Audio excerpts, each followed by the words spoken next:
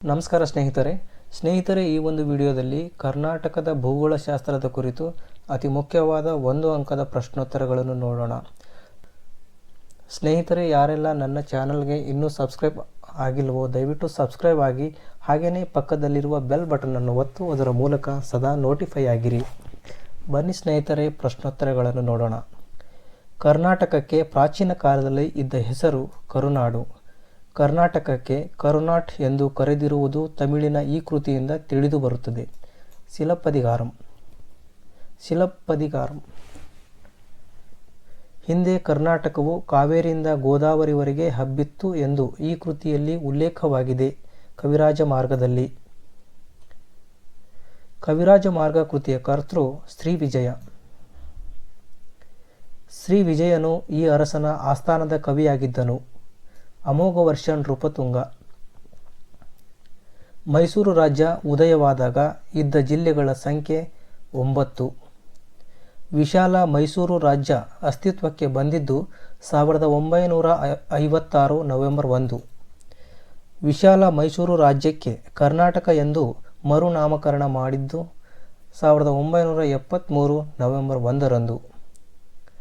ಭಾರತದಲ್ಲಿ ಗೋಡಂಬಿಯನ್ನು ಹೋಲುವ ರಾಜ್ಯ ಕರ್ನಾಟಕ.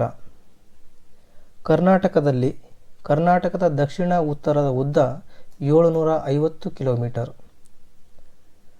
ಕರ್ನಾಟಕದ ಪೂರ್ವ ಪಶ್ಚಿಮದ ಉದ್ದ 400 ಕಿಲೋಮೀಟರ್. ಕರ್ನಾಟಕದ ಉತ್ತರ ತುದಿ ಬೀದರ್ ಜಿಲ್ಲೆಯ ಔರಾದ ತಾಲೂಕು. ಕರ್ನಾಟಕದ ಒಟ್ಟು ವಿಸ್ತೀರ್ಣ 1,91,791 ಚದರ ಕಿಲೋಮೀಟರ್. ವಿಸ್ತೀರ್ಣದಲ್ಲಿ ಭಾರತದಲ್ಲಿ ಕರ್ನಾಟಕದ ಸ್ಥಾನ ಪ್ರಸ್ತುತ 6ನೇ ಸ್ಥಾನದಲ್ಲಿದೆ. ಜನಗಣತಿಯ 2011ರ ಜನಗಣತಿಯ ಪ್ರಕಾರ ಕರ್ನಾಟಕದ ಜನಸಂಖ್ಯೆ 6,11,30,704. ಭಾರತದಲ್ಲಿ ಜನಸಂಖ್ಯೆಯಲ್ಲಿ ಕರ್ನಾಟಕದ ಸ್ಥಾನ ಪ್ರಸ್ತುತ 8ನೇ ಸ್ಥಾನ. ಭಾರತದ ಒಟ್ಟು ಭೌಗೋಳಿಕ ವಿಸ್ತೀರ್ಣದಲ್ಲಿ ಕರ್ನಾಟಕದ ವಿಸ್ತೀರ್ಣದ ಭಾಗ 5.83%. ಕರ್ನಾಟಕದಲ್ಲಿರುವ ಒಟ್ಟು ಜಿಲ್ಲೆಗಳ ಸಂಖ್ಯೆ ಪ್ರಸ್ತುತ 31 ಜಿಲ್ಲೆಗಳಿವೆ. ಕರ್ನಾಟಕದಲ್ಲಿರುವ ಒಟ್ಟು ತಾಲೂಕುಗಳ ಸಂಖ್ಯೆ ಪ್ರಸ್ತುತ 240 ಇದೆ.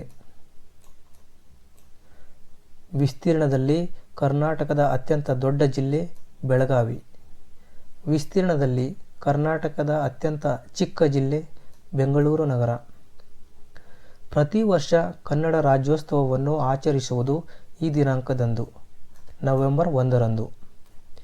ಕರ್ನಾಟಕದ ಪೂರ್ವ ಭಾಗದಲ್ಲಿ ಇರುವ ರಾಜ್ಯ ಆಂಧ್ರಪ್ರದೇಶ ಮತ್ತು ತೆಲಂಗಾಣ. ಕರ್ನಾಟಕದ ಈ ಭಾಗದಲ್ಲಿ ಸಮುದ್ರವಿದೆ. ಪಶ್ಚಿಮ ಭಾಗ. ಕರ್ನಾಟಕವು ಭಾರತದ ಈ ಭಾಗದಲ್ಲಿದೆ, ದಕ್ಷಿಣ ಭಾಗದಲ್ಲಿ. ಕರ್ನಾಟಕದ ಪ್ರಾಕೃತಿಕ ವಿಭಾಗಗಳ ಬಗ್ಗೆ ನೋಡೋಣ. ರಾಜ್ಯದ ಬಹಳಷ್ಟು ಭಾಗವು ಸರಾಸರಿ ರಿಂದ ಮೀಟರ್ ಎತ್ತರದಲ್ಲಿದೆ. ಸುಮಾರು 450 ರಿಂದ 9 ಮೀಟರ್ ಎತ್ತರದಲ್ಲಿದೆ. ಮೇಲ್ಮೈ ಲಕ್ಷಣಗಳನ್ನು ಆಧರಿಸಿ ಕರ್ನಾಟಕವನ್ನು 3 ಪ್ರಾಕೃತಿಕ ಲಕ್ಷಣಗಳನ್ನಾಗಿ ವಿಂಗಡಿಸಲಾಗಿದೆ. ಭಾಷಾವಾರು ರಾಜ್ಯಗಳ ವಿಂಗಡಣೆಯ ಫಲವಾಗಿ ಕರ್ನಾಟಕಕ್ಕೆ ಲಭ್ಯವಾದದ್ದು ಸಮುದ್ರ ತೀರ ಮತ್ತು ಕರಾವಳಿ ಮೈದಾನ. ಕರಾವಳಿ ಮೈದಾನವು ಅರಬ್ಬಿ ಸಮುದ್ರ ಮತ್ತು ಮಲೆನಾಡುಗಳ ನಡುವೆ ವಿಸ್ತರಿಸಿದೆ. ಕರ್ನಾಟಕದ ಕರಾವಳಿ ಮೈದಾನವನ್ನು ಕೇನರಾ ಕರಾವಳಿ ಎಂದು ಕರೆಯುವರು. ಕೇನರಾ ಕರಾವಳಿ. ಕರಾವಳಿ ಮೈದಾನದ ಸರಾಸರಿ ಎತ್ತರ ಸಮುದ್ರ ಮಟ್ಟದಿಂದ 200 ಮೀಟರ್ಗಳಿಗಿಂತ ಅಧಿಕ. ಕರ್ನಾಟಕದ ಅತಿದೊಡ್ಡ ಬಂದರು ನವಮಂಗಳೂರು ಬಂದರು. ಮಲ್ಪೆ ಸಮೀಪದಲ್ಲಿರುವ ದ್ವೀಪ ಸೇಂಟ್ ಮೇರಿನ್ ದ್ವೀಪ. ಕರಾವಳಿ ಜನರ ಮುಖ್ಯ ವೃತ್ತಿ ಮೀನುಗಾರಿಕೆ. ಕರ್ನಾಟಕ ರಾಜ್ಯದ ಪಶ್ಚಿಮ ಘಟ್ಟಗಳನ್ನು ಮಲೆನಾಡು ಅಥವಾ ಸಹ್ಯಾದ್ರಿ ಬೆಟ್ಟ ಎನ್ನುವರು. ಕರ್ನಾಟಕದಲ್ಲಿ ಅತ್ಯಂತ ಎತ್ತರವಾದ ಬೆಟ್ಟ ಮುಳ್ಳಯ್ಯನಗಿರಿ ಬೆಟ್ಟ 1913 ಮೀಟರ್ ಎತ್ತರವಿದೆ. ಚಾರ್ಮಡಿ ಘಾಟ್ ಮಂಗಳೂರು ಮತ್ತು ಚಿಕ್ಕಮಗಳೂರುಗಳ ನಡುವೆ ಸಂಪರ್ಕ ಕಲ್ಪಿಸುತ್ತದೆ. ಶಿರಾಡಿ ಘಾಟಿಯು ಹಾಸನ ಮತ್ತು ಸಕಲೇಶಪುರ ಮಂಗಳೂರುಗಳ ನಡುವೆ ಸಂಪರ್ಕ ಕಲ್ಪಿಸುತ್ತದೆ. ಆಗುಂಬೆ ಘಾಟಿಯು ಶಿವಮೊಗ್ಗ ಮತ್ತು ಉಡುಪಿಗಳ ನಡುವೆ ಸಂಪರ್ಕ ಕಲ್ಪಿಸುತ್ತದೆ. ಹುಲಿಕಲ್ ಘಾಟಿಯು ಶಿವಮೊಗ್ಗ ಮತ್ತು ಕುಂದಾಪುರಗಳ ನಡುವೆ ಸಂಪರ್ಕ ಕಲ್ಪಿಸುತ್ತದೆ. ಮಲೆನಾಡು ಅಧಿಕ ನಿತ್ಯ ಹರಿದ್ವರ್ಣ ಕಾಡುಗಳನ್ನು ಹೊಂದಿರಲು ಕಾರಣ ಅಧಿಕ ಮಳೆಯನ್ನು ಪಡೆಯುವುದು. ಭಾರತದಲ್ಲಿಯೇ ಅತ್ಯಂತ ಎತ್ತರವಾದ ಜಲಪಾತ ಜೋಗ ಜಲಪಾತ. ಇದು ಶರಾವತಿ ನದಿಯಿಂದ ಹುಟ್ಟುತ್ತದೆ. ಯಾವ ಜಿಲ್ಲೆಯನ್ನು ಕಾಫಿಯ ನಾಡು ಎಂದು ಕರೆಯಲಾಗುತ್ತದೆ? ಚಿಕ್ಕಮಗಳೂರು ಜಿಲ್ಲೆ. ಕೊಡಗು ಜಿಲ್ಲೆಯನ್ನು ಕರ್ನಾಟಕದ ಕಾಶ್ಮೀರ ಎಂದು ಕರೆಯಲು ಕಾರಣ ತಂಪಾದ ವಾತಾವರಣ ಇರುವುದರಿಂದ. ಕಿತ್ತಳೆ ಹಣ್ಣನ್ನು ಹೆಚ್ಚಾಗಿ ಬೆಳೆಯುವುದರಿಂದ ಕಿತ್ತಳೆ ನಾಡು ಎಂದು ಕರೆಯಲ್ಪಡುವ ಜಿಲ್ಲೆ ಕೊಡಗು. ಜೀವಿ ವೈವಿಧ್ಯತಾ ವಲಯ ಎಂದು ಕರೆಯಲ್ಪಡುವ ಕರ್ನಾಟಕದ ಪ್ರದೇಶ ಮಲೆನಾಡು. ಉತ್ತರ ಮೈದಾನದ ಸರಾಸರಿ ಎತ್ತರ 365ರಿಂದ 610 ಮೀಟರ್ ಎತ್ತರ. ಘಟಪ್ರಭಾ ನದಿಯಿಂದ ಸೃಷ್ಟಿಯಾದ ಜಲಪಾತ ಗೋಕಾಕ್ ಜಲಪಾತ. ಘಟಪ್ರಭಾ ನದಿಯಿಂದ ಸೃಷ್ಟಿಯಾದ ಜಲಪಾತ ಗೋಕಾಕ್ ಜಲಪಾತ. ಇದು ಉತ್ತರ ಮೈದಾನದಲ್ಲಿ ಅಧಿಕ ಬಿಸಿಲು ಇರುವುದರಿಂದ ಇದನ್ನು ಬಿಸಿಲ ನಾಡು ಎನ್ನುವರು. ದಕ್ಷಿಣ ಮೈದಾನ ಪ್ರದೇಶವು ಉತ್ತರದಲ್ಲಿ ತುಂಗಭದ್ರಾ ನದಿ ಪಾತ್ರದಿಂದ ಚಾಮರಾಜನಗರದವರೆಗೆ ಹಬ್ಬಿದೆ. ಉತ್ತರ ಮೈದಾನವು ಕಪ್ಪು ಮಣ್ಣಿನಿಂದ ಮತ್ತು ದಕ್ಷಿಣ ಮೈದಾನವು ಕೆಂಪು ಮಣ್ಣಿನಿಂದ ರಚಿತವಾಗಿದೆ. ದಕ್ಷಿಣ ಮೈದಾನದ ಸರಾಸರಿ ಎತ್ತರ 900ರಿಂದ 975 ಮೀಟರ್. ಏಷ್ಯಾ ಖಂಡದಲ್ಲಿಯೇ ಅತಿ ದೊಡ್ಡ ಏಕಶಿಲಾ ಬೆಟ್ಟ ಕಂಡುಬರುವುದು ಮಧುಗಿರಿ ಬೆಟ್ಟ. ಕರ್ನಾಟಕದ ವಾಯುಗುಣ, ಮಣ್ಣುಗಳು ಹಾಗೂ ಸ್ವಾಭಾವಿಕ ಸಸ್ಯವರ್ಗ ಮತ್ತು ಪ್ರಾಣಿ ಸಂಪತ್ತುಗಳ ಕುರಿತು ಮಾಹಿತಿಯನ್ನು ನೋಡೋಣ. ಕರ್ನಾಟಕದಲ್ಲಿ ಉಷ್ಣವಲಯದ ಮಾನ್ಸೂನ್ ವಾಯುಗುಣವಿದೆ. ಕರ್ನಾಟಕದ ವಾರ್ಷಿಕ ವಾಯುಗುಣವನ್ನು 4 ಭಾಗಗಳಾಗಿ ವಿಂಗಡಿಸಲಾಗಿದೆ. ರಾಜ್ಯದಲ್ಲಿಯೇ ಅತಿ ಹೆಚ್ಚು ಉಷ್ಣಾಂಶ ದಾಖಲಾಗಿರುವ ಪ್ರದೇಶ ರಾಯಚೂರು. ಬೇಸಿಗೆಯಲ್ಲಿ ಪರಿಸರಣ ಮಳೆ ವಿಧದ ಮಳೆಯಾಗುವುದು. ಬೇಸಿಗೆಯಲ್ಲಿ ಬೀಳುವ ಮಳೆಯನ್ನು ಕಾಫಿ ಹೂ ಮಳೆ ಎಂದು ಕರೆಯಲು ಕಾರಣ ಕಾಫಿ ಗಿಡಗಳು ಹೂ ಬಿಡಲು ನೆರವಾಗುವುದರಿಂದ. ಬೇಸಿಗೆಯಲ್ಲಿ ಬೀಳುವ ಮಳೆಯನ್ನು ಮಾವಿನ ಹುಯಿಲು ಎಂದು ಕರೆಯಲು ಕಾರಣ ಮಾವು ಫಸಲಿಗೆ ಅನುಕೂಲವಾಗುವುದರಿಂದ ಬೇಸಿಗೆಯಲ್ಲಿ ಬೀಳುವ ಮಳೆಯನ್ನು ಮಾವಿನ ಹುಯಿಲು ಎಂದು ಕರೆಯಲಾಗುತ್ತೆ. ಬೇಸಿಗೆ ಕಾಲದಲ್ಲಿ ಬೀಳುವ ರಾಜ್ಯ ಮಳೆಯ ಸರಾಸರಿ ಪ್ರಮಾಣ 7%. ಈ ಮಾರುತಗಳು ಅರಬ್ಬಿ ಸಮುದ್ರದ ಮೇಲಿಂದ ಬೀಸುವ ತೇವಾಂಶಭರಿತ ಮಾರುತಗಳನ್ನು ಮಲೆನಾಡು ಘಟ್ಟಗಳು ತಡೆದು ಅಧಿಕ ಮಳೆಯನ್ನು ಸುರಿಸುತ್ತವೆ. ನೈಋತ್ಯ ಮಾನ್ಸೂನ್ ಮಾರುತಗಳು. ಕರ್ನಾಟಕದಲ್ಲಿ ಅಧಿಕ ಮಳೆ ಬೀಳುವ ಪ್ರದೇಶ ಆಗುಂಬೆ. ರಾಜ್ಯದಲ್ಲಿ ಅತಿ ಕಡಿಮೆ ಮಳೆ ಬೀಳುವ ಪ್ರದೇಶ ಚಿತ್ರದುರ್ಗ ಜಿಲ್ಲೆಯ ನಾಯಕನಹಟ್ಟಿ, ಚಳ್ಳಕೆರೆ ಅಂತಲೂ ಕರೆಯಲಾಗುತ್ತೆ. ಚಳ್ಳಕೆರೆ. ನೈಋತ್ಯ ಮಾನ್ಸೂನ್ ಮಾರುತಗಳ ಕಾಲದಲ್ಲಿ ರಾಜ್ಯವು ಪಡೆಯುವ ಮಳೆಯ ಪ್ರಮಾಣ 80%. ಮಾನ್ಸೂನ್ ಮಾರುತಗಳ ನಿರ್ಗಮನ ಕಾಲವನ್ನು ಈಶಾನ್ಯ ಮಾನ್ಸೂನ್ ಮಾರುತಗಳ ಕಾಲ ಎಂದು ಕರೆಯುವರು. ಬಂಗಾಳ ಕೊಲ್ಲಿಯಲ್ಲಿ ಚಂಡಮಾರುತಗಳು ಉಗಮವಾಗುವುದು ಈ ಕಾಲದಲ್ಲಿ. ಈಶಾನ್ಯ ಮಾನ್ಸೂನ್ ಮಾರುತಗಳ ಕಾಲದಲ್ಲಿ. ಸಾಮಾನ್ಯವಾಗಿ ಚಂಡಮಾರುತಗಳು ಸೃಷ್ಟಿಯಾಗುವುದು ಈ ತಿಂಗಳಿನಲ್ಲಿ ನವೆಂಬರ್ ಮತ್ತು ಡಿಸೆಂಬರ್ ಅವಧಿಯಲ್ಲಿ. ಈಶಾನ್ಯ ಮಾನ್ಸೂನ್ ಮಾರುತಗಳ ಕಾಲದಲ್ಲಿ ರಾಜ್ಯವು ಪಡೆಯುವ ಮಳೆಯ ಪ್ರಮಾಣ 12%. ಈ ಕಾಲದಲ್ಲಿ ರಾಜ್ಯದಲ್ಲಿ ಕಡಿಮೆ ಉಷ್ಣಾಂಶ, ಕಡಿಮೆ ಆರ್ದ್ರತೆ, ಕಡಿಮೆ ಮಳೆಯನ್ನು ಪಡೆಯುತ್ತವೆ. ಚಳಿಗಾಲದಲ್ಲಿ ಈ ತಿಂಗಳನ್ನು ಕರ್ನಾಟಕದ ಪ್ರವಾಸ ಮಾಸ ಎಂದು ಕರೆಯಲಾಗುತ್ತದೆ. ಜನವರಿ ತಿಂಗಳನ್ನು ಕರ್ನಾಟಕದ ಪ್ರವಾಸ ಮಾಸ ಎಂದು ಕರೆಯಲು ಕಾರಣ ಅತಿ ಕಡಿಮೆ ಉಷ್ಣಾಂಶ ದಾಖಲಾಗುವುದರಿಂದ. ಕರ್ನಾಟಕದಲ್ಲಿ ಅತಿ ಕಡಿಮೆ ಉಷ್ಣಾಂಶ ದಾಖಲಾಗುವ ಪ್ರದೇಶ ಬೆಳಗಾವಿ. 6.7 ಡಿಗ್ರಿ ಸೆಲ್ಸಿಯಸ್ನಷ್ಟು ಉಷ್ಣಾಂಶ ಇರುತ್ತದೆ. ಕರ್ನಾಟಕದಲ್ಲಿ 4 ಪ್ರಕಾರದ ಮಣ್ಣು ಇದೆ. ಕೆಂಪು ಮಣ್ಣು ಕೆಂಪು ಬಣ್ಣವನ್ನು ಹೊಂದಿರಲು ಕಾರಣ ಕಬ್ಬಿಣದ ಆಕ್ಸೈಡ್ ಇರುವುದರಿಂದ. ಗ್ರಾನೈಟ್, ನೀಸ್, ಶಿಲಾದ್ರವ್ಯಗಳಿಂದ ರೂಪುಗೊಂಡ ಮಣ್ಣು ಕೆಂಪು ಮಣ್ಣು. ಬಸಾಲ್ಟ್ ಅಥವಾ ಅಗ್ನಿಶಿಲೆಗಳ ಶಿಥಿಲೀಕರಣದಿಂದ ಉಂಟಾದ ಮಣ್ಣು ಕಪ್ಪು ಮಣ್ಣು. ಹತ್ತಿ ಬೆಳೆಗೆ ಅತ್ಯಂತ ಸೂಕ್ತವಾದ ಮಣ್ಣು ಕಪ್ಪು ಮಣ್ಣು. ಅತಿ ಹೆಚ್ಚು ತೇವಾಂಶವನ್ನು ಹಿಡಿದಿಟ್ಟುಕೊಳ್ಳುವ ಗುಣವನ್ನು ಹೊಂದಿರುವ ಮಣ್ಣು ಕಪ್ಪು ಮಣ್ಣು. ಅಧಿಕ ತೇವಾಂಶ ಮತ್ತು ಮಳೆ ಬೀಳುವ ಪ್ರದೇಶಗಳಲ್ಲಿ ಕಂಡುಬರುವ ಮಣ್ಣು ಜಂಬಿಟ್ಟಿಗೆ ಮಣ್ಣು.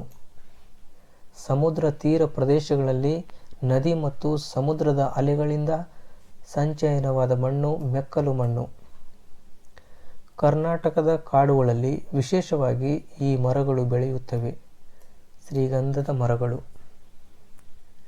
ಶ್ರೀಗಂಧದ ನಾಡು ಎಂದು ಕರೆಯಲ್ಪಡುವ ರಾಜ್ಯ ಕರ್ನಾಟಕ. ಕರ್ನಾಟಕದಲ್ಲಿ ದಾಖಲಾದ ಅರಣ್ಯ ಪ್ರದೇಶ 43.4 ಲಕ್ಷ ಚದರ ಕಿಲೋಮೀಟರ್ಗಳು. ಭಾರತದಲ್ಲಿ ಅರಣ್ಯ ಹಂಚಿಕೆಯಲ್ಲಿ ಕರ್ನಾಟಕದ ಸ್ಥಾನ 7ನೇ ಸ್ಥಾನ. ಕರ್ನಾಟಕದಲ್ಲಿ ಅತಿ ಹೆಚ್ಚು ಅರಣ್ಯ ಪ್ರದೇಶಗಳನ್ನೊಳಗೊಂಡ ಜಿಲ್ಲೆ ಉತ್ತರ ಕನ್ನಡ ಜಿಲ್ಲೆ. ಕರ್ನಾಟಕದಲ್ಲಿ ಅತಿ ಕಡಿಮೆ ಅರಣ್ಯವನ್ನು ಹೊಂದಿದ ಜಿಲ್ಲೆ ವಿಜಯಪುರ. ಅತಿ ಹೆಚ್ಚು ಮಳೆ ಬೀಳುವ ಋತುಮಾನ ನೈಋತ್ಯ ಮಾನ್ಸೂನ್ ಮಾರುತಗಳ ಕಾಲ. ಉತ್ತರ ಕರ್ನಾಟಕದಲ್ಲಿ ಈ ಮಣ್ಣು ಹೆಚ್ಚಾಗಿ ಕಂಡುಬರುತ್ತದೆ. ಕಪ್ಪು ಮಣ್ಣು. ಸದಾ ಹಸಿರಿನಿಂದ ಕೂಡಿದ ಅರಣ್ಯಗಳು ಮಲೆನಾಡು ಪ್ರದೇಶದಲ್ಲಿವೆ. ಕರ್ನಾಟಕದ ಜಲ ಸಂಪನ್ಮೂಲಗಳ ಬಗ್ಗೆ ನೋಡೋಣ. ಕೃಷ್ಣಾ ನದಿಯ ಉಗಮ ಸ್ಥಾನ ಮಹಾಬಲೇಶ್ವರ. ದಕ್ಷಿಣ ಭಾರತದ 2ನೇ ಮುಖ್ಯ ನದಿ ಕೃಷ್ಣಾ ನದಿ. ಕೃಷ್ಣಾ ನದಿಯ ಉಗಮ ಸ್ಥಾನದಿಂದ ಮುಖಜ ಭೂಮಿಯವರೆಗೆ ಹರಿಯುವ ಉದ್ದ 1392 ಕಿಲೋಮೀಟರ್. ಕೃಷ್ಣಾ ನದಿಯು ಕರ್ನಾಟಕದಲ್ಲಿ 480 ಕಿಲೋಮೀಟರ್ ದೂರ ಹರಿಯುವುದು. ದಕ್ಷಿಣದ ಗಂಗೆ ಎಂದೇ ಪ್ರಸಿದ್ಧ ಪಡೆದ ಕರ್ನಾಟಕದ ಪ್ರಮುಖ ನದಿ ಕಾವೇರಿ ನದಿ. ಕಾವೇರಿ ನದಿಯ ಉಗಮ ಸ್ಥಾನ ಕೊಡಗಿನ ತಲಕಾವೇರಿ. ಕಾವೇರಿ ನದಿಯು ಹರಿಯುವ ಉದ್ದ 804 ಕಿಲೋಮೀಟರ್. ಕರ್ನಾಟಕದಲ್ಲಿ ಕಾವೇರಿ ನದಿ ಹರಿಯುವ ಉದ್ದ 380 ಕಿಲೋಮೀಟರ್. ಕಾವೇರಿ ನದಿಯು ಕರ್ನಾಟಕ ಮತ್ತು ತಮಿಳುನಾಡು ರಾಜ್ಯಗಳಲ್ಲಿ, ಹಾಗೆಯೇ ನೀರಿನ ಸಮಸ್ಯೆಯು ಕರ್ನಾಟಕ, ಕೇರಳ, ತಮಿಳುನಾಡು ಮತ್ತು ಪುದುಚೇರಿಯ ನಡುವೆ ವಿವಾದವಿದೆ. ಪ್ರಸಿದ್ಧ ಜೋಗ ಜಲಪಾತ ಈ ನದಿಯಿಂದ ಸೃಷ್ಟಿಯಾಗಿದೆ. ಶರಾವತಿ ನದಿಯಿಂದ ಸೃಷ್ಟಿಯಾಗಿದೆ. ಭಾರತದ ಅತಿ ಎತ್ತರವಾದ ಜಲಪಾತ ಜೋಗ ಜಲಪಾತ. ಇದರ ಎತ್ತರ 253 ಅಡಿ. ನೀರಾವರಿ ಎಂದರೆ ಕೃಷಿಗೆ ಕೃತಕವಾಗಿ ನೀರನ್ನು ಪೂರೈಸುವುದು. ವಾಣಿ ವಿಲಾಸ ಸಾಗರವು ಮೈಸೂರು ಒಡೆಯರ ಅವಧಿಯಲ್ಲಿ ನಿರ್ಮಾಣವಾಯಿತು. ರಾಜ್ಯದಲ್ಲಿ ಸಾಗುವಳಿ ಭೂಮಿಯ ಶೇಕಡಾ 26.2 ಭಾಗವು ನೀರಾವರಿ ಸೌಲಭ್ಯವನ್ನು ಹೊಂದಿದೆ. ಭಾರತದ ನೀರಾವರಿ ಕ್ಷೇತ್ರದಲ್ಲಿ ಕರ್ನಾಟಕದ ಸ್ಥಾನ 9ನೇ ಸ್ಥಾನ. ರಾಜ್ಯದಲ್ಲಿಯೇ ಅತಿ ಹೆಚ್ಚು ಕಾಲುವೆ ನೀರಾವರಿ ಹೊಂದಿದ ಜಿಲ್ಲೆ ರಾಯಚೂರು ಜಿಲ್ಲೆ. ರಾಜ್ಯದಲ್ಲಿ ಅತಿ ಹೆಚ್ಚು ಕೆರೆ ನೀರಾವರಿಯನ್ನು ಹೊಂದಿದ ಜಿಲ್ಲೆ ಶಿವಮೊಗ್ಗ ಜಿಲ್ಲೆ. ರಾಜ್ಯದಲ್ಲಿ ಅತಿ ಹೆಚ್ಚು ಬಾವಿ ನೀರಾವರಿಯನ್ನು ಹೊಂದಿದ ಜಿಲ್ಲೆ ಬೆಳಗಾವಿ ಜಿಲ್ಲೆ. ರಾಜ್ಯದಲ್ಲಿ ಒಟ್ಟು ಅತಿ ಹೆಚ್ಚು ನೀರಾವರಿ ಕ್ಷೇತ್ರವನ್ನು ಹೊಂದಿದ ಜಿಲ್ಲೆ ಬೆಳಗಾವಿ ಜಿಲ್ಲೆ. ರಾಜ್ಯದಲ್ಲಿ ಒಟ್ಟು ಅತಿ ಕಡಿಮೆ ನೀರಾವರಿ ಕ್ಷೇತ್ರವನ್ನು ಹೊಂದಿದ ಜಿಲ್ಲೆ ಕೊಡಗು ಜಿಲ್ಲೆ. ಕರ್ನಾಟಕ ಮತ್ತು ಭಾರತದ ಮೊದಲ ಜಲವಿದ್ಯುತ್ ಯೋಜನೆ ಶಿವನಸಮುದ್ರ ಯೋಜನೆ. ಶಿವನಸಮುದ್ರ ಜಲವಿದ್ಯುತ್ ಶಕ್ತಿ ಯೋಜನೆಯನ್ನು ಆರಂಭಿಸಿದ ಉದ್ದೇಶ ಕೋಲಾರದ ಚಿನ್ನದ ಗಣಿಗೆ ವಿದ್ಯುತ್ ಶಕ್ತಿಯನ್ನು ಸರಬರಾಜು ಮಾಡುವ ಉದ್ದೇಶದಿಂದ.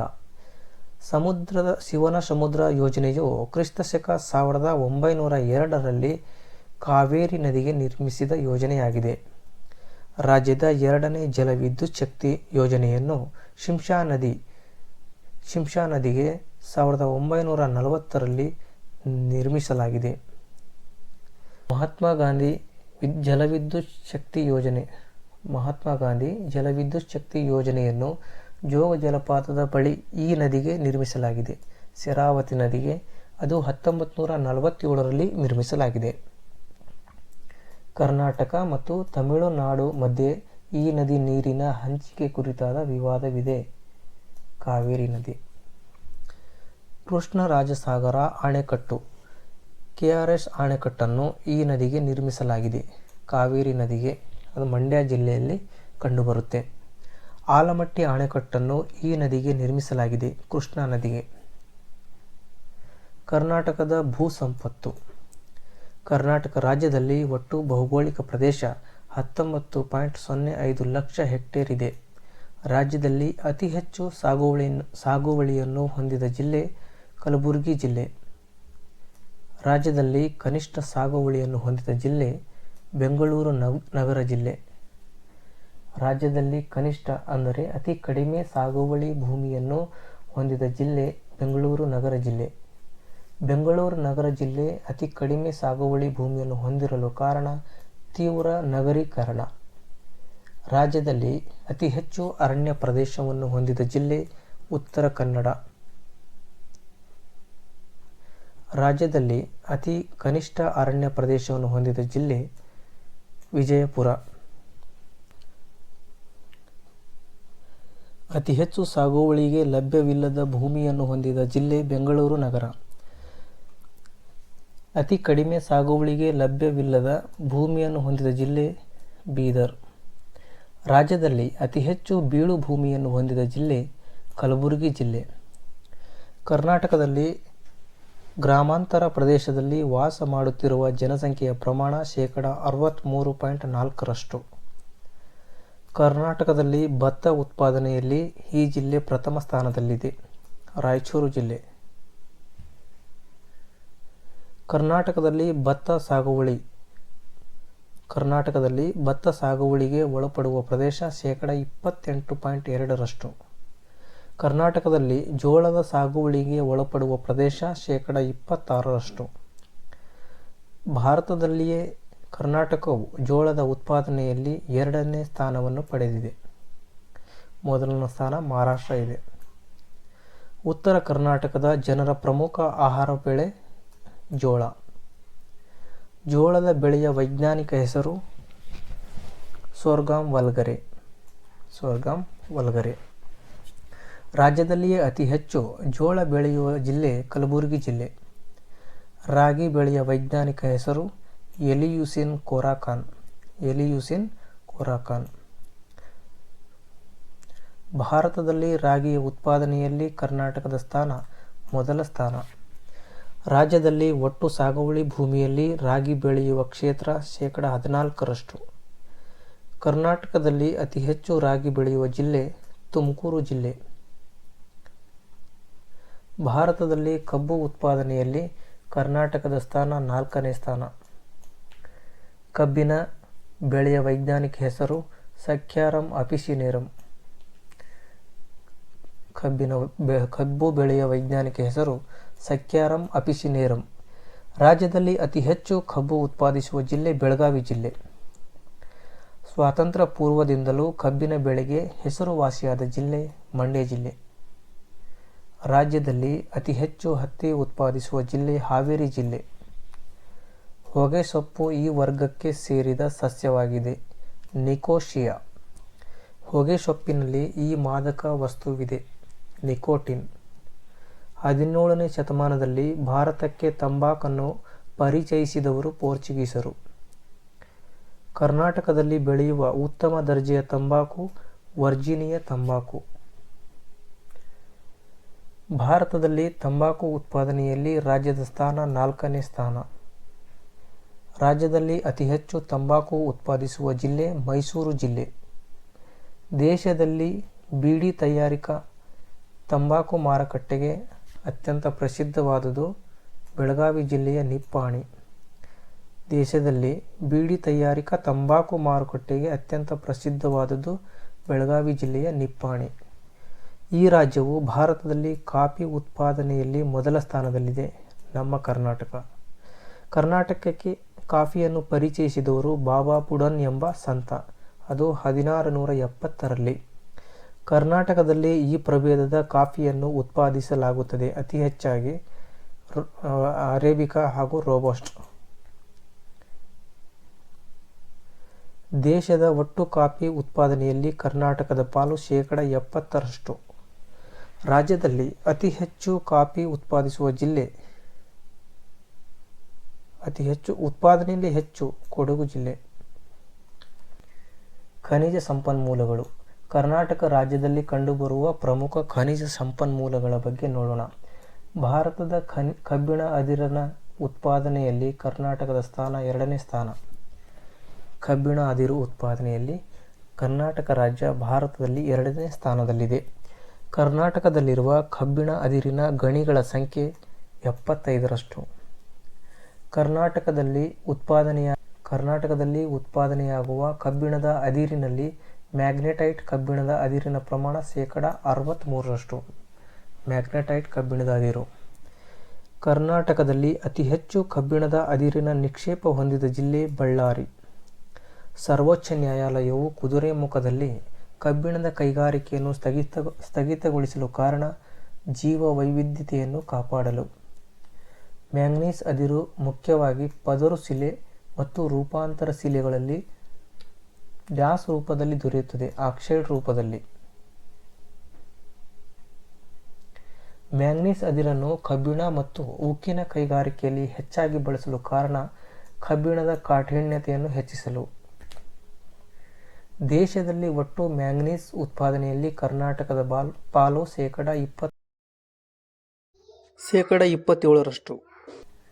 ಮ್ಯಾಂಗನೀಸ್ ಉತ್ಪಾದನೆಯಲ್ಲಿ ಕರ್ನಾಟಕದ ಸ್ಥಾನ 2ನೇ ಸ್ಥಾನ.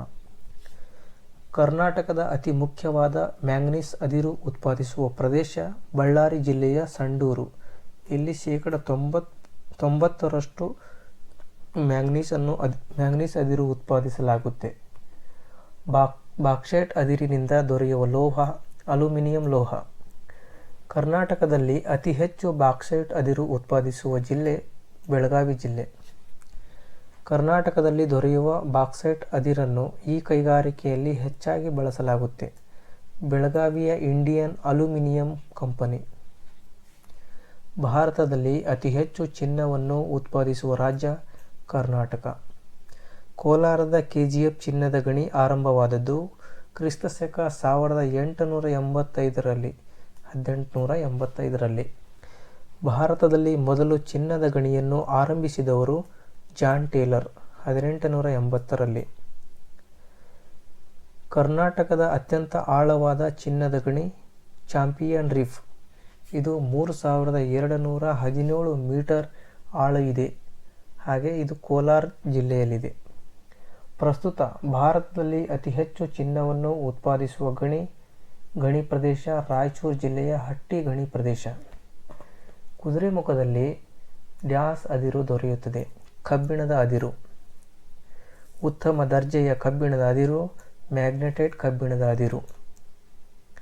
ಕರ್ನಾಟಕ ರಾಜ್ಯದಲ್ಲಿನ ಸಾರಿಗೆ ವ್ಯವಸ್ಥೆಯ ಬಗ್ಗೆ ತಿಳಿದುಕೊಳ್ಳೋಣ. ಪ್ರತಿಯೊಂದು ಹಳ್ಳಿ ಪಟ್ಟಣಗಳನ್ನು ರಸ್ತೆ ಸಾರಿಗೆ ಸಂಪರ್ಕಿಸುತ್ತದೆ. ಕರ್ನಾಟಕದಲ್ಲಿ ಒಟ್ಟು 14 ರಾಷ್ಟ್ರೀಯ ಹೆದ್ದಾರಿಗಳು ಹಾದು ಹೋಗುತ್ತದೆ.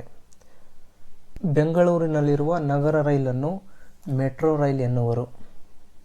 ಕರ್ನಾಟಕದ ಹೆಬ್ಬಾಗಿಲು ಎಂದು ನವಮಂಗಳೂರು ಬಂದರನ್ನು ಕರೆಯಲಾಗಿದೆ. ಕರ್ನಾಟಕದ ಕರಾವಳಿ ರೈಲು ಮಾರ್ಗವನ್ನು ಕೊಂಕಣ ರೈಲು ಮಾರ್ಗ ಎಂದು ಕರೆಯಲಾಗುವುದು. ಸ್ಥಳದಿಂದ ಸ್ಥಳಕ್ಕೆ ಸರಕುಗಳನ್ನು ಹಾಗೂ ಪ್ರಯಾಣಿಕರನ್ನು ಸಾಗಿಸುವ ಮಾಧ್ಯಮವೇ ಸಾರಿಗೆ. ಸ್ಥಳದಿಂದ ಸ್ಥಳಕ್ಕೆ ಸರಕುಗಳು ಹಾಗೂ ಪ್ರಯಾಣಿಕರನ್ನು ಸಾಗಿಸುವ ಸ್ಥಳದಿಂದ ಸ್ಥಳಕ್ಕೆ ಸರಕುಗಳು ಹಾಗೂ ಪ್ರಯಾಣಿಕರನ್ನು ಸಾಗಿಸುವ ಮಾಧ್ಯಮವೇ ಸಾರಿಗೆ. ಕ್ರಿಸ್ತಶಕ 1961ರಲ್ಲಿ ಇದ್ದ ಒಟ್ಟು ರಸ್ತೆ ಸಾರಿಗೆಯ ಉದ್ದ 43,182 ಕಿಲೋಮೀಟರ್. ಪ್ರಸ್ತುತ ರಾಜ್ಯದಲ್ಲಿರುವ ಒಟ್ಟು ರಸ್ತೆ ಸಾರಿಗೆಯ ಉದ್ದ 3,12,796. ಪ್ರಸ್ತುತ 2024ರಲ್ಲಿ ರಾಜ್ಯದಲ್ಲಿರುವ ಒಟ್ಟು ಸಾರಿಗೆಯ ಉದ್ದ. ಪ್ರಸ್ತುತ ರಾಜ್ಯದಲ್ಲಿರುವ ಪಕ್ಕಾ ಮತ್ತು ಕಚ್ಚಾ ರಸ್ತೆಗಳ ಪ್ರಮಾಣ 35.70% ಪಕ್ಕಾ ರಸ್ತೆಗಳು ಮತ್ತು 64.30% ಕಚ್ಚಾ ರಸ್ತೆಗಳು. ಕರ್ನಾಟಕದ ರಸ್ತೆಗಳನ್ನು 4 ವಿಧಗಳಾಗಿ ವಿಂಗಡಿಸಲಾಗಿದೆ. ರಾಷ್ಟ್ರೀಯ ಹೆದ್ದಾರಿಗಳ ನಿರ್ಮಾಣ ಮತ್ತು ನಿರ್ವಹಣೆ ಕಾರ್ಯವನ್ನು ರಾಷ್ಟ್ರೀಯ ಹೆದ್ದಾರಿ ಪ್ರಾಧಿಕಾರ ನಿರ್ವಹಣೆ ಮಾಡುತ್ತದೆ. ಕರ್ನಾಟಕದಲ್ಲಿರುವ ರಾಷ್ಟ್ರೀಯ ಹೆದ್ದಾರಿಯ ಉದ್ದ ಪ್ರಸ್ತುತ 8,190 ಕಿಲೋಮೀಟರ್. ರಾಷ್ಟ್ರೀಯ ಹೆದ್ದಾರಿಗಳನ್ನು ಹೊಂದಿರದ ಜಿಲ್ಲೆಗಳು ರಾಯಚೂರು ಮತ್ತು ಕೊಡಗು. ಪ್ರಸ್ತುತ ಕರ್ನಾಟಕದಲ್ಲಿರುವ ರಾಜ್ಯ ಹೆದ್ದಾರಿಯ ಉದ್ದ 28,311. ರಾಜ್ಯದಲ್ಲಿ ಅತಿ ಹೆಚ್ಚು ರಾಜ್ಯ ಹೆದ್ದಾರಿಯನ್ನು ಹೊಂದಿದ ಜಿಲ್ಲೆ ಬೆಳಗಾವಿ ಜಿಲ್ಲೆ. ರಾಜ್ಯದಲ್ಲಿ ಅತಿ ಕಡಿಮೆ ರಾಜ್ಯ ಹೆದ್ದಾರಿಯನ್ನು ಹೊಂದಿದ ಜಿಲ್ಲೆ ಬೆಂಗಳೂರು. ರಾಜ್ಯದಲ್ಲಿರುವ ಜಿಲ್ಲಾ ರಸ್ತೆಗಳ ಉದ್ದ ಪ್ರಸ್ತುತ 56,165 ಕಿಲೋಮೀಟರ್. ಜಿಲ್ಲಾ ರಸ್ತೆಗಳ ನಿರ್ಮಾಣ ಮತ್ತು ನಿರ್ವಹಣೆಯನ್ನು ಇದು ಮಾಡುತ್ತದೆ, ಜಿಲ್ಲಾ ಪಂಚಾಯತ್ ಮಾಡುತ್ತದೆ. ರಾಜ್ಯದಲ್ಲಿ ಅತಿ ಹೆಚ್ಚು ಜಿಲ್ಲಾ ರಸ್ತೆಯನ್ನು ಹೊಂದಿದ ಜಿಲ್ಲೆ ತುಮಕೂರು ಜಿಲ್ಲೆ. ರಾಜ್ಯದಲ್ಲಿ ಅತಿ ಕಡಿಮೆ ಜಿಲ್ಲಾ ರಸ್ತೆಯನ್ನು ಹೊಂದಿದ ಜಿಲ್ಲೆ ರಾಯಚೂರು ಜಿಲ್ಲೆ. ರಾಜ್ಯದಲ್ಲಿರುವ ಒಟ್ಟು ಗ್ರಾಮೀಣ ರಸ್ತೆಗಳ ಉದ್ದ ಪ್ರಸ್ತುತ 2,20,130 ಕಿಲೋಮೀಟರ್. ಕರ್ನಾಟಕದಲ್ಲಿ ಮೊದಲು ರೈಲು ಸಂಚಾರ ಆರಂಭವಾದದ್ದು ಕ್ರಿಸ್ತಶಕ 1864ರಲ್ಲಿ ಬೆಂಗಳೂರು ಮತ್ತು ಮದ್ರಾಸ್ಗಳ ನಡುವೆ. ನೈಋತ್ಯ ರೈಲ್ವೆ ವಲಯದ ಕೇಂದ್ರ ಕಚೇರಿ ಹುಬ್ಬಳ್ಳಿಯಲ್ಲಿದೆ. ಪ್ರಸ್ತುತ ಕರ್ನಾಟಕದಲ್ಲಿರುವ ರೈಲು ಮಾರ್ಗಗಳ ಉದ್ದ 33,836. ಪ್ರಸ್ತುತ ಕರ್ನಾಟಕದಲ್ಲಿರುವ ರೈಲು ಮಾರ್ಗಗಳ ಉದ್ದ 3,836 ಕಿಲೋಮೀಟರ್. ಬೆಂಗಳೂರು ಅತಿ ಕಡಿಮೆ ಉದ್ದದ ರಾಜ್ಯ ಹೆದ್ದಾರಿಯನ್ನು ಹೊಂದಿದೆ, ಯಾಕೆಂದರೆ ಇಲ್ಲಿ ನಗರ ರಸ್ತೆಗಳು ಹೆಚ್ಚಾಗಿದ್ದರಿಂದ. ಬೆಂಗಳೂರು ಅತಿ ಕಡಿಮೆ ಉದ್ದದ ರಾಜ್ಯ ಹೆದ್ದಾರಿಯನ್ನು ಹೊಂದಿದೆ, ಏಕೆಂದರೆ ಇಲ್ಲಿ ನಗರ ರಸ್ತೆಗಳು ಹೆಚ್ಚಾಗಿ ಇರುವುದರಿಂದ. ರಾಜ್ಯದಲ್ಲಿ ರೈಲು ಮಾರ್ಗವನ್ನು ಹೊಂದಿರದ ಜಿಲ್ಲೆ ಕೊಡಗು ಜಿಲ್ಲೆ. ಕೊಂಕಣ ರೈಲ್ವೆಯು ಈ ನಗರಗಳ ನಡುವೆ ಸಂಪರ್ಕ ಕಲ್ಪಿಸುತ್ತದೆ, ಮಂಗಳೂರು ಮುಂಬೈ ನಗರಗಳ ಮಧ್ಯೆ. ಇದರ ಒಟ್ಟು ಉದ್ದ 273 ಕಿಲೋಮೀಟರ್ಗಳು. ಕೊಂಕಣ ರೈಲ್ವೆಯು ಅತಿ ಹೆಚ್ಚು ಪ್ರಾಮುಖ್ಯತೆಯನ್ನು ಪಡೆದುಕೊಂಡಿದೆ, ಏಕೆಂದರೆ ಪ್ರಯಾಣದ ಅವಧಿಯನ್ನು ಕಡಿತಗೊಳಿಸುತ್ತದೆ. 48 ಗಂಟೆಗಳಿಂದ 18 ಗಂಟೆಗಳಿಗೆ ಕಡಿತಗೊಳಿಸಿದೆ. ಕರ್ನಾಟಕದ ಮೊದಲ ಮೆಟ್ರೋ ರೈಲು ಆರಂಭವಾದದ್ದು ಬೆಂಗಳೂರು ನಗರದ ಬೈಯಪ್ಪನಹಳ್ಳಿಯಿಂದ MG ರಸ್ತೆಯವರೆಗೆ. ಇದು 2011 ಅಕ್ಟೋಬರ್ 20ರಂದು ಆರಂಭವಾಗಿದೆ. ಕರ್ನಾಟಕದಲ್ಲಿ ಮೊದಲ ವಿಮಾನಯಾನವನ್ನು 1964ರಲ್ಲಿ ಬೆಂಗಳೂರು ಮತ್ತು ಹೈದರಾಬಾದ್ ನಡುವೆ ಡೆಕ್ಕನ್ ಏರ್ವೇಸ್ ಎಂಬ ಕಂಪನಿ ಆರಂಭಿಸಿತು. ಭಾರತೀಯ ವಿಮಾನಯಾನ ಸಂಚಾರವು ರಾಷ್ಟ್ರೀಕರಣಗೊಂಡದ್ದು ಕ್ರಿಸ್ತಶಕ 1953ರಲ್ಲಿ. ಬೆಂಗಳೂರು ವಿಮಾನ ನಿಲ್ದಾಣವನ್ನು ಅಂತಾರಾಷ್ಟ್ರೀಯ ವಿಮಾನ ನಿಲ್ದಾಣವನ್ನಾಗಿ ಘೋಷಣೆ ಮಾಡಿದ್ದು 1996ರಲ್ಲಿ. ಬೆಂಗಳೂರಿನ ದೇವನಹಳ್ಳಿ ಅಂತಾರಾಷ್ಟ್ರೀಯ ವಿಮಾನ ನಿಲ್ದಾಣ ನಿರ್ಮಾಣಗೊಂಡದ್ದು ಮೇ 24, 2008ರಂದು. ಬೆಂಗಳೂರಿನ ಈ ವಿಮಾನ ನಿಲ್ದಾಣವನ್ನು ಪೈಲಟ್ಗಳ ತರಬೇತಿಗೆ ಬಳಸಲಾಗುತ್ತದೆ. HAL ವಿಮಾನ ನಿಲ್ದಾಣ ಭಾರತದ ಮೊದಲ ಹಸಿರು ಕ್ಷೇತ್ರದ ವಿಮಾನ ನಿಲ್ದಾಣವೆಂದು ಈ ವಿಮಾನ ನಿಲ್ದಾಣವು ಖ್ಯಾತಿ ಪಡೆದಿದೆ. ಬೆಂಗಳೂರಿನ ದೇವನಹಳ್ಳಿ ಅಂತಾರಾಷ್ಟ್ರೀಯ ವಿಮಾನ ನಿಲ್ದಾಣ. ಬಂದರು ಅಭಿವೃದ್ಧಿ ಇಲಾಖೆಯು ಸ್ಥಾಪನೆಗೊಂಡದ್ದು ಕ್ರಿಸ್ತಶಕ 1957ರಲ್ಲಿ. ಬಂದರು ಅಭಿವೃದ್ಧಿ ಇಲಾಖೆ ಸ್ಥಾಪನೆಗೊಂಡದ್ದು 1957ರಲ್ಲಿ. ಭಾರತದ 9ನೆಯ ಪ್ರಮುಖ ಬಂದರು ಎಂದು ಘೋಷಣೆಯಾದ ಕರ್ನಾಟಕದ ಬಂದರು ನವಮಂಗಳೂರು ಬಂದರು. ಇದು ಕ್ರಿಸ್ತಶಕ 1974ರಲ್ಲಿ ನಿರ್ಮಾಣವಾಗಿದೆ. ಕರ್ನಾಟಕದ ಈ ಬಂದರು ಅತಿ ಸುಂದರವಾದ ಬಂದರು ಎಂಬ ಖ್ಯಾತಿ ಪಡೆದಿದೆ. ಕಾರವಾರ ಬಂದರು. ಸ್ನೇಹಿತರೆ, ಇನ್ನುಳಿದ ಮಾಹಿತಿಯನ್ನು ವಿಡಿಯೋ ಇನ್ನೊಂದು ಪಾರ್ಟ್ 2 ಅಲ್ಲಿ ನೋಡೋಣ.